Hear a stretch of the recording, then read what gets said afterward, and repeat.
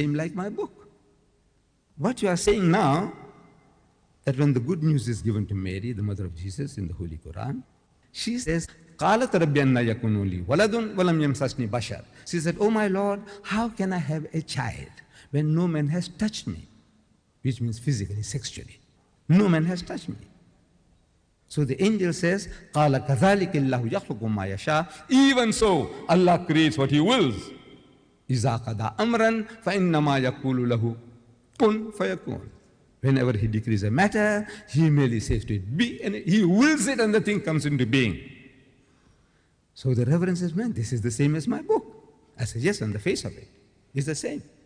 But if you look at it intently, you'll find the difference between my version and your version is chalk and cheese. You people know chalk and cheese? You know the difference between chalk and cheese? The Canadians didn't know. The Canadians, I'm telling you, when I went to Canada, I spoke about chalk and cheese. They didn't hear that phrase before. We, the English people in South Africa, we know, everybody knows chalk and cheese. Chalk and cheese may look like white, but it says that's poles apart. You can't eat chalk, but you can eat cheese. You know? But the Canadians didn't know. The Canadians didn't know. I'm telling you. I don't know whether you people know. Difference between chalk and cheese. The poles are, in other words, poles apart. So they said, how?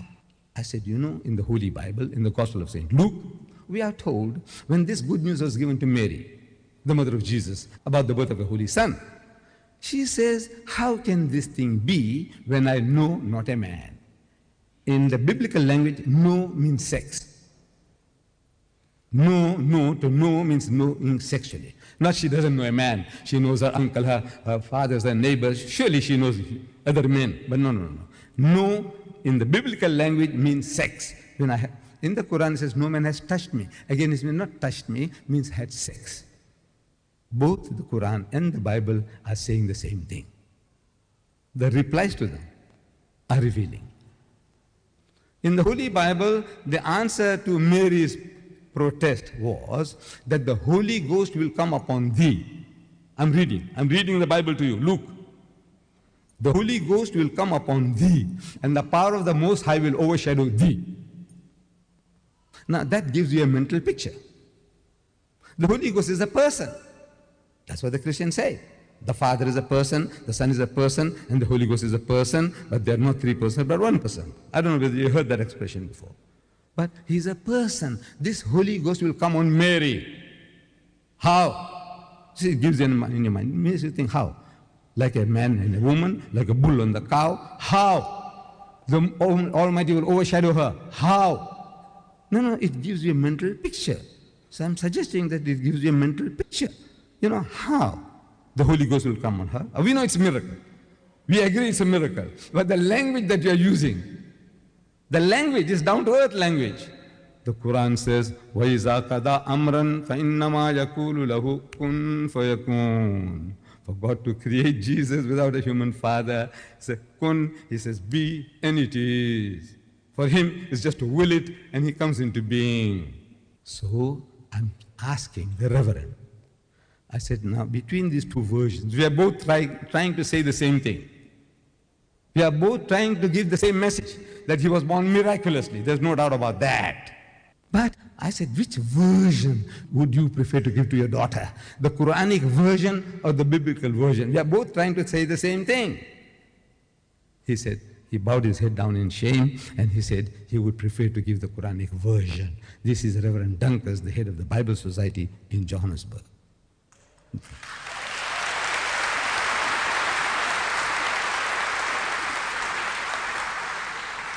You show this to your Christian friends and neighbors, your employers, your employees, and you see what happens. If they start being funny, then I will show you other ways. Then it's the other method. But otherwise, this is how Allah expects us to talk to them, share with them. So the story is that in these verses, the story is that the mother of Mary, she was barren for a long period of time. And she prayed to God. So, oh my Lord, if you give me a child, I'll devote my child for temple services, for your service. I will dedicate her. And God heard her prayer, and she became pregnant from her husband. And in time she delivered the child. And the child happened to be a female. And she was disappointed. She had vowed that that child she will dedicate, imagining, thinking it will be a son, a male. But it happened to be a female. What is she to do? She had vowed. So she bides her time when Mary was big enough that she can look after herself, her toiletries and all that. She takes this child to the temple for handing over. And the priest in the temple of Jerusalem, they're seeing this beautiful child. Everybody wants to be a godfather. You know godfather? That's how the Westerners say, to look after the child as his own. Everyone says, look, I'll look after the child. The other one says, I'll be the godfather. I'll look after the child. And there's competition. So they started casting lots. Head or tail, head or tail. And it came to the turn of Zechariah. Zechariah won the toss. The father of John the Baptist. He won the toss. But in things like this, there's always a dispute. You say, you didn't play fair. You didn't throw the dice nicely. So there was a dispute. So the Quran tells us that, oh Muhammad, you were not there when they cast lots with arrows as to which of them should be charged with the care of Mary, nor was thou with them when they disputed the point. How do you know these things? How does Muhammad know? He is an illiterate man, a man who doesn't know how to read or write. How does he know this? So Allah gives the answer. كَذَلِكَ مِنْ أَنْبَاءِ الْغَيْبِ نُوحِيهِ إِلَيْكَ. This is part of the tidings of the things unseen, which we reveal unto thee, O messenger, by inspiration. This is how he got this knowledge. Whatever is given to him, he's got no choice, he's got to utter them. That Mary, a Jewess, the mother of Jesus, she is a woman chosen above the women of all nations. It doesn't make sense. When the Jews were looking down upon the Arabs for 3,000 years, do you know that? They said Father Abraham had two wives, Sarah and Hajara, Sarah and Hagar. We, the Jews, they say we are the children of Sarah. The first son through Abraham, Isaac. And from Isaac to Jacob, and Jacob to Judas, and Judas and his brethren, the 12 tribes of Israel, Jacob and all 12 tribes of Israel, and we are the Jews, the chosen people, coming from this noble ancestry of Abraham through Isaac. Ishmael is the son of Hagar, Bibi Hajara. Ishmael is the first son, and through him the Arabs. They are cousins. Father Abraham is the father of the Jews as well as the Arabs. But the Jews have been looking down upon the Arabs for 3,000 years, that these Arabs are Hagarines. In the literature they call the Arabs Hagarines, means the children of Hagar, Bibi Hajara. And Islam, they say, is Hagarism. The religion of the children of Hagar, of the Arabs. Hagarism. These are the titles they give us, the Jews, our cousins. And yet this man, Muhammad, is honoring a Jewess to the skies. Amazing. It's unbelievable. You can't believe. I said, if Muhammad did that job, why did he do such a thing? It's a silly thing, wallah. It's a silly thing. He's offending the Christians. And he's offending the Arabs. The Arabs, naturally they feel that another Arab woman might have been a likely candidate. Not his own mother, Muhammad's mother, not even his mother, not his wife, not his daughter. When we believe that his daughter Fatima will be the leader of the women of paradise. But no, even her name is not mentioned in this book. Her name is not mentioned. Muhammad's mother's name is not mentioned. Not a single of his wife's names are mentioned. Amazing, this book. So people get puzzled. You see, when they get a book like this, you present them, they are looking for Muhammad, his family history. And you don't find it. You wonder who is his father. You know his father's name is not there. You don't know where he was born. It's not here. Do you know that? Who was his father? Who's his mother? Where he was born? Where he died? Nothing, nothing at all. Why? Jesus, his annunciation, the good news, is described in 2 places in the Quran. 2 places. Muhammad's birth is not mentioned at all. Muhammad is mentioned 5 times, Jesus 25 times, Moses 136 times. No. This is a very amazing book. The Westerner See, he just can't seem to grasp. He is looking for a book. We'll tell him once upon a time. He's used to once upon a time syndrome. Everything must be once upon a time, once upon a time. He's looking for once upon a time. And this book is not a once upon a time. It is not. It is a very concentrated book. Therefore, you need an index. And the topics that tickle you, my brothers and sisters, you look up those topics that will make interesting reading for you. Get it. Get it as soon as possible, this book. So now, we Muslims are made to believe that Jesus is one of the mightiest messengers of God, that he is the Messiah, the Messiah, translated Christ. And in verse 45, we started with 42, 45, it says again, إِذْ قَالَتِ الْمَلَائِكَةُ يَا مَرْيَمُ, behold, the angel said, O Mary, إِنَّ اللَّهَ يُبَشِّرُكِ بِكَلِمَةٍ مِّنْهُ, that Allah gives you glad tidings of a word from him. The Christians say Jesus is the word of God. The Quran says a word from him. Ismuhul Masih, his name will be the Messiah, Christ. Masih in Arabic, Messiah in Hebrew, translated into Greek, Christos. And Christos is too much a word to say, so they cut off the os and left with Christ. Christ means the anointed one. Messiah means the anointed one. Masih means the anointed one. They all are trying to say the same thing.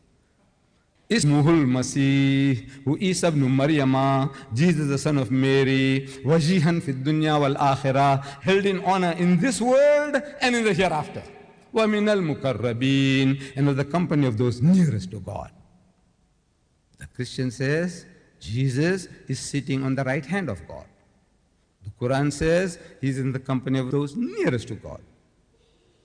We tell our Christian brothers that, look, we accept what you say. He's sitting on the right hand of God, but not geographically, not physically, because God is not a physical being sitting on a huge throne, and Jesus Christ sitting on his right hand side on a stool.